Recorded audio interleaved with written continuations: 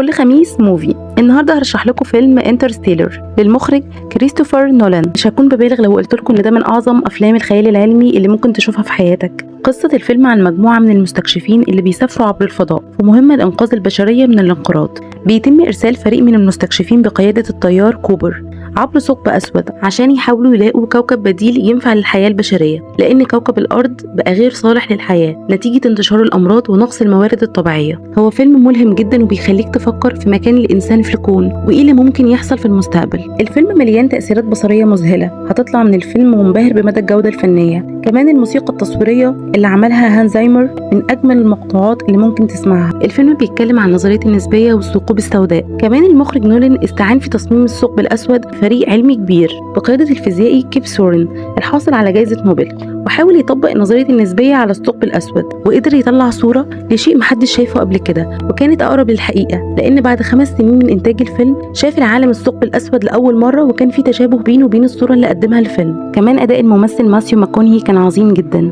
إزاي قدر يوصل كل الأحاسيس والمشاعر دي، جسد بشاعة الخوف والحسرة إنه ما يقدرش يرجع الأرض تاني لبنته. الفيلم بيدور حوالين علاقة الأب ببنته وفكرة المسافات بينه وبينها. كمان في تركة كده في الفيلم حلوة قوي، إنك إيه شعورك لما تشوف بنتك وهي صغيرة وما تشوفها وهي في سنك وما تشوفها وهي أكبر منك. هي حاجة ملخبطة شوية بس لما تشوف الفيلم هتفهموا قصدي.